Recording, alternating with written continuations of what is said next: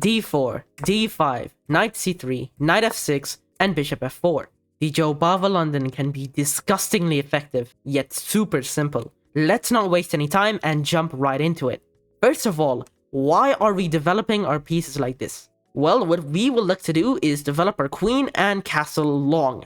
Once we do that, we will start a king-side pawn attack like this, and oftentimes we will bring a knight to e5. Secondly, we also have plans of knight b5 in the future, attacking the pawn on c7. It's kind of like the fried liver attack, which goes like this. In a lot of d4 openings, you will see the move c4 played. However, we are not going to play c4 because we are castling along. We would like to keep our pawns like this so that the king is safe. The most popular move in this position is e6 for black. e6 is very simple, adding a protector to this pawn and preparing to develop the dark squared bishop. However, it does block in the light squared bishop. In this position, we could play e3 or knight f3, very classical London stuff. Or we could go directly for knight b5. Again, we are trying to target the pawn on c7. It is very easy to stop this threat. Black has to move knight a6 or bishop d6. In the case of bishop d6, which is the most simple case, we will just take that. They must take back the pawn, and you'll do very typical London stuff here with e3, c3, knight f3, get your bishop out somewhere, and castle short. In the case of knight a6, what we will do now is just e3. What does e3 do? Can't they just play c6 now? Of course they can. Yes. You're gonna bring the knight back, and the point is, you have now opened up the bishop to hit that knight. And what you would like to do is trade the pieces off so that there are two doubled pawns on the A file, which are isolated and can become very easy targets. So for example, let's say black just plays a move like bishop d6, trying to trade off the bishops. You're totally fine trading that off, then taking the knight, and now look, the bishop is completely trapped. The light squared bishop cannot do anything because they played the move e6 and c6. Play is very simple for white, knight f3, castle, and enjoy your position. Another popular move here is queen b6, which protects the knight and hits the pawn on b2. However, there's a very tricky move here. a3. What does a3 do? Is that not just a free pawn? Well, as you can tell from the double question mark, this is not a good move at all. Knight a4, and now the queen is lost. The only way to not lose the queen here is bishop b4 check, giving up the bishop, and black may think that they've escaped and their position is bad, but it's not completely lost. Actually, it's basically over. The queen has to move here. Let's say it goes back to e7. First of all, white can just trade off that, and you have double pawns here that can be targeted quite easily. Secondly, the bishop is still blocked in by these pawns. It cannot do anything. Meanwhile, white has a very good bishop looking at these squares. Thirdly, the c5 square is super weak, and this position becomes very susceptible to these attacks on the queen side. So let's say we just get knight f3 developing. Let's say black tries to get their bishop out like this. We can already go knight c5 to prevent that. Let's say knight d7 to try and trade off the knights. We have queen a4. Now, a pawn will be lost. There's a very, very nice combination here. Let's say they take the knight.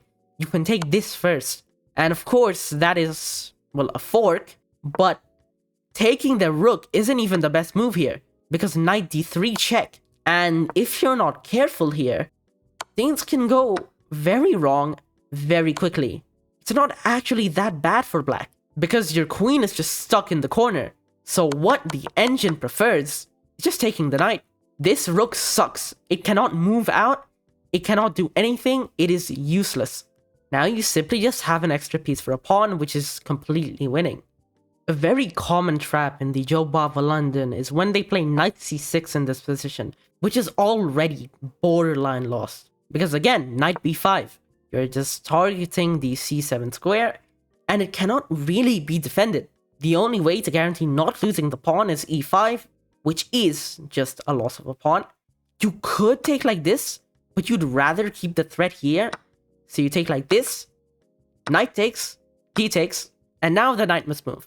The knight can go to d7, g4, e4, Or they could play a6 counterattacking your knight. If we get the move knight d7, this now blocks that, and that is a free pawn. You may be wondering, is c6 not just a fork? Well, no. White always has to check a knight d6. If the king moves up, this is checkmate, so they're forced to take, and this is completely winning. However, there is queen a5, which is a check, and they will be winning that pawn again. But this really isn't a problem because you're still just up a pawn. Now you can just long castle and enjoy your day. If they go for knight e4, this is just bad, because there is the amazing move queen takes d5. Brilliant. The point is, if the queen is to take, you have knight takes c7, which is a triple fork. That is absolutely magnificent. And after the king moves, you'll take that, and you're up 3 pawns. It's dead winning. Black doesn't really have a choice when it comes to trading queens. The knight is also under attack, so if the knight were to move, there's always just queen takes d8, and again, this is completely winning. Against knight g4, you do the same thing.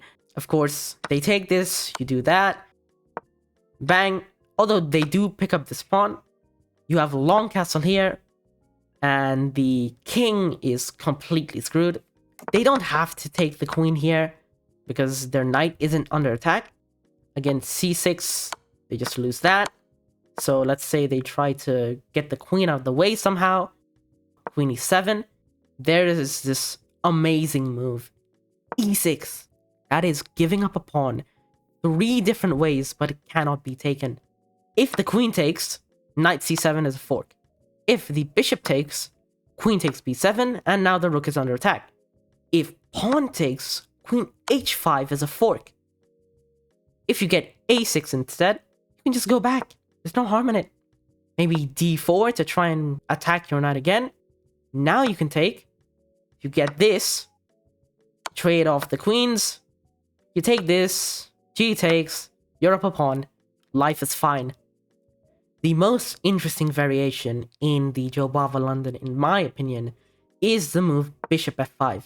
Against bishop f5, what you will usually do is either go e3, f3, g4, h4, starting the kingside pawn attack I was talking about earlier, or e3, knight f3, knight e5, and g4, because the knight would protect that square. Let's watch it happen. Alright, e3, e6, this is all standard, knight f3. Let's say we get bishop d6 to challenge our bishop. Here we can just go knight e5. We put our knight in the middle to block that. If they take that, we're totally happy, because they're giving up a bishop for a knight, and we get to take with our pawn. Now we are attacking their knight. We could get a grand trade like this. Knight takes, bishop takes, now f3, bishop goes back, and you could start pushing with h4, g4. This is a pretty nice position for white. If they try to trade off our knight, maybe like knight bd7, we have a lot of options. We could go knight b5 and force the bishop to do something. We could go h4 and start another attack like this somehow. I'm not going to go much into depth because that would take a long time, but you get the idea. And it's basically the same no matter what variation happens in your games. Let's say c6 instead, which is a bit more solid. You can go knight e5 anyway. Again, the idea is g4 and h4. The knight comes in to try and trade it off. You just go g4. Bishop goes back, h4. Of course, you could take the bishop like this, but h takes g6, and you've opened up their rook on the h-file, and this is just quite easy for black. Maybe you get a move like bishop b4, trying to pin the knight, and a lot of times they want to go knight e4 themselves. Not really a problem. Bishop d3, you're putting some pressure here. If the bishop takes, you get to take with the c-pawn, and you're preventing knight e4, so they probably don't want to do that. They'll just play knight e4 themselves. And here, you have a very fun idea. Castles. Why? Are you not just losing a pawn like this? Knight takes, b takes, bishop takes. What's the idea here? The idea is the b file is now open. So rook b1 is a very good move. Now you're hitting this pawn, and black has to do something about it. The thing is, it's really not easy to defend this pawn. If black were to play some awkward queen move like this, The queen is just in such a bad position. So now bishop takes, pawn takes, and already queen d3 is a really good move. The bishop is basically forced to go here, and queen b5 check. You're not quite picking up the bishop yet, but instead of winning the pawn, you can do something better, which is knight e5, and this is a crushing position.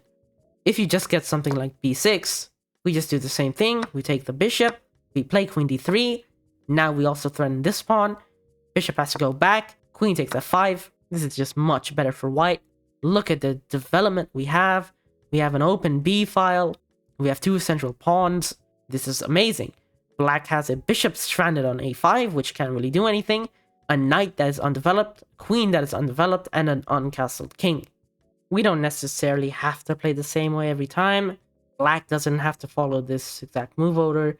For example, they could play knight c6 instead. We can play knight f3, let's say now e6. Here, a very good plan is playing bishop b5, because we would like to play knight e5, obviously, not just to target the knight, but of course to play g4, h4, etc.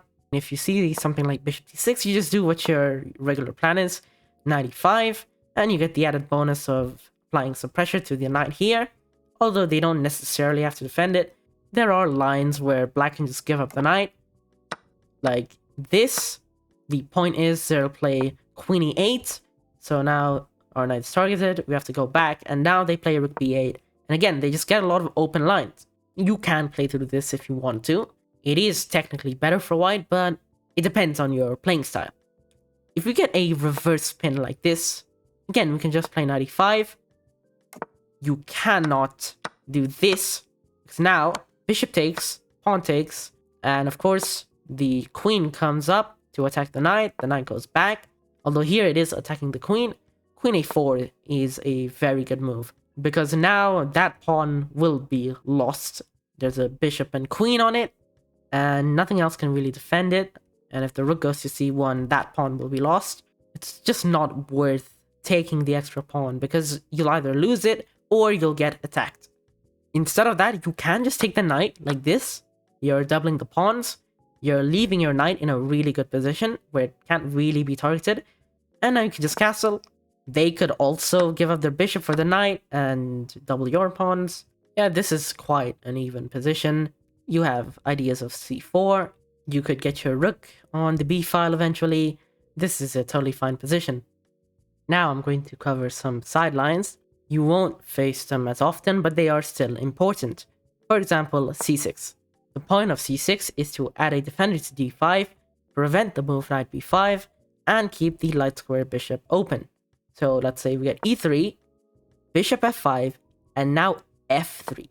Why can we play f3 here, but not in some other variations? Let's see. So e6, we get g4 attacking the bishop, bishop comes back, h4 threatening to trap the bishop. Here, black does have to create a safe space for the bishop, either with h6 or h5. If they go h6, which is inferior, we have bishop d3 here. If they don't take, you will take and ruin their pawn structure. If they take, you'll play queen takes d3, and you just have superior development. You'll play knight e2, you'll castle long, and you'll look for ideas like g5 in the future. If they decide to opt for h5, there's now g5 attacking the knight goes back, and now we have a very neat idea of knight g e2. The idea is to get the knight into f4 to attack this bishop, so we're going to do that by dropping the bishop back here, and to develop the other bishop, we'll get it to h3. Now let's go to a very similar position, except instead of c6, we got a different move. This is a very similar position. The only difference is we didn't get c6, we got bishop e7 instead. By not playing c6, we give them the extra tempo of playing c5. This single move basically kills our entire attack plan over here of dropping everything back, because we cannot play c3 ourselves, and they're just looking to get some space on the queen side, maybe trade off pawns, and they will love this barrier we have on the king side. They will be very safe. Playing c5 here is just bad, because we have the extra tempo here. They haven't developed their bishop, which means they can't castle yet. Knight b5 is a really nice move. Now you have the fork again on c7. If they try to stop it with knight a6, now we get to play c3, and our center is very solid. They could go with queen a5 check. We can use our other knight here to block that. The last move that I'm going to look at today is c5. They're just trying to put some pressure on the center, and a lot of times they'll end up playing knight c6. Here, technically, you could play e4. It's a very weird line. I'm not going to get into it. Let's just play what we know. If they just take, we take. Nothing wrong here. If they play knight c6 here, this is another mistake. Again, knight b5 is just... the fork is there. So we get e5. Just take with the bishop. Say knight takes. D takes. Black doesn't want to lose this pawn, so they go knight e4. And guess what? We have seen this play out exactly as it was. This is the beauty of this opening. No matter what your opponent plays, you probably know the response. There are patterns. There are set moves that you will usually play. There are key ideas which are pretty easy to understand. And in general, it's a whole lot of fun. I hope you lot enjoyed this video. Always, if you enjoyed the video, leave a like, comment, subscribe. Anything would help. I hope you're all enjoying the content, and that will be that for today. Bye bye.